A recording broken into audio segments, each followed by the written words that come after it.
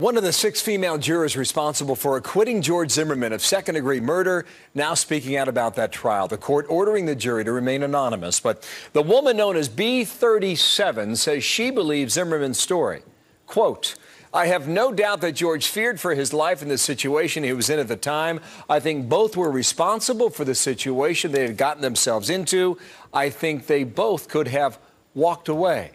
George Zimmerman's brother, Robert Zimmerman, is with me now in studio, and good morning to you. Good morning, Bill. I think we first met 3 months ago, I believe, right here in the studio here in New York. And your parents told Barbara Walters last night that they haven't talked to their son, they haven't seen their son since the verdict late on Saturday night. Right. They saw him in the courtroom, and he wanted to go home.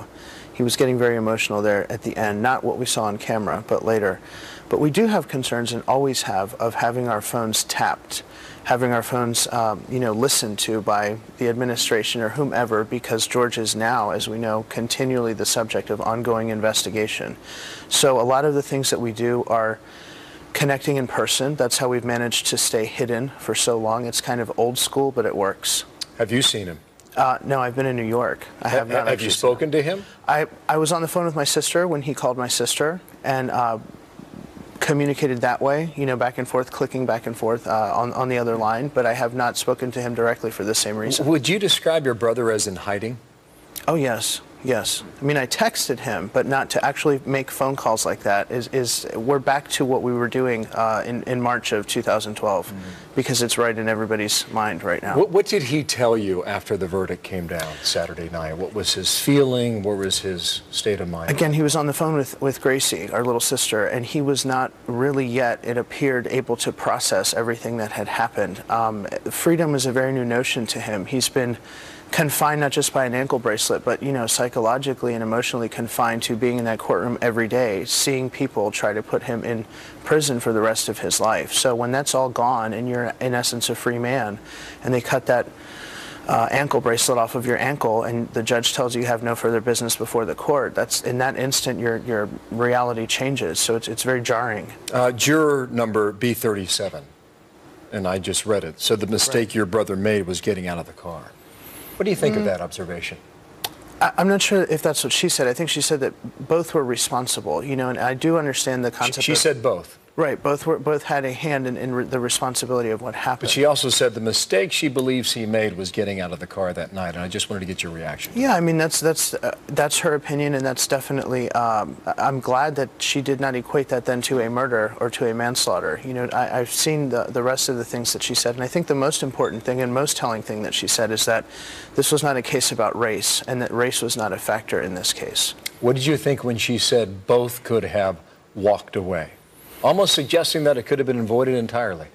Yeah, I mean, that's her interpretation, and if you really believe that, I mean, they did their job. They found that the facts of the case spoke for themselves as to his liability criminally if he acted in some kind of illegal way, and probably that's not an untrue statement that both could have somehow walked away. Now, there is no evidence that George confronted Trayvon Martin that was presented. There's a phone witness who she also said she did not find very credible.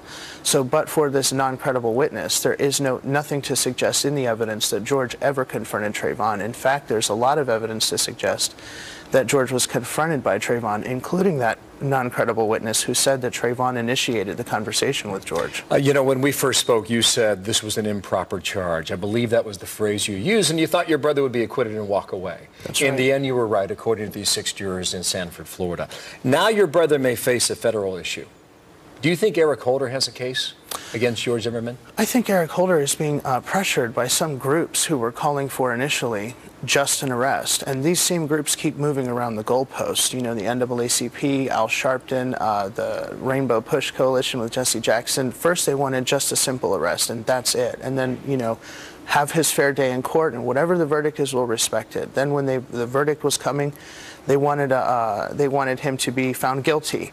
But the verdict isn't what they wanted, so now they're moving the goalposts again and calling on the Department of Justice to investigate him more, and the NEA has jumped on board.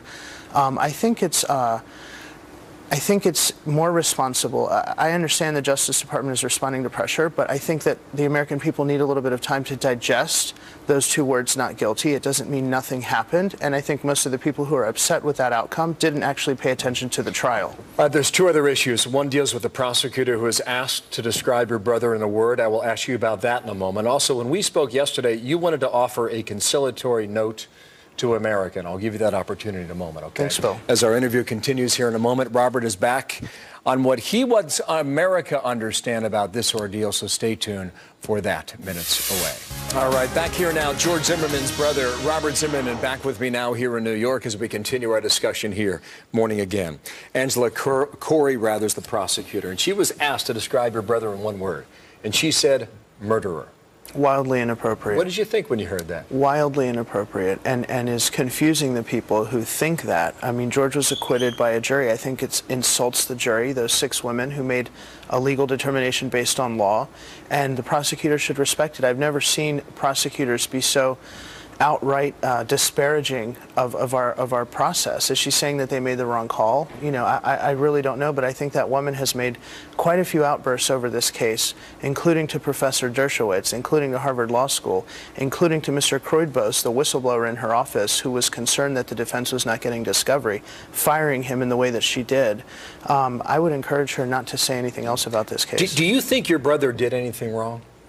It's hard to tell. I think that everybody has a hand in their fate ultimately. I think that there's a difference, though, between the word regretting and feeling remorse for. So I think that if you do what you believe is right at the time, and again, hindsight's 20/20, you can always look back and think that there could have been a different outcome or would have been a different outcome if you did one thing the way or the other. But I know he feels tremendous remorse about the outcome. Now, did you anticipate the reaction that we're now seeing even before the verdict was handed down? I did, because again, sometimes people don't really focus on evidence or what's coming out in testimony, but they actually just pay attention to the final word, not guilty, and that means nothing happened to some people, and that's just absolutely not true. One more comment here. What is your word of conciliation, or you wanted to be conciliatory toward the American people or to our viewers today? What was the message you wanted them to you know, take away? I think the juror that spoke out is kind of helping me out with that message, that race did not have a part in this case. We wanted the arrest. We wanted his day in court. Now the jury is even speaking out and saying the same thing that the defense and George's family has been saying for the better part of a year. I think we need to take a step back, really digest what happened, really understand that our process here, a jury of our peers, is the finest in the world, and that that's who made the determination in this case, before we keep inflaming passions and listening to people who might be exploiting some of those passions and feelings. Robert Zimmerman, thank you for your time this morning. Thanks, Bill. Appreciate it. Thank you.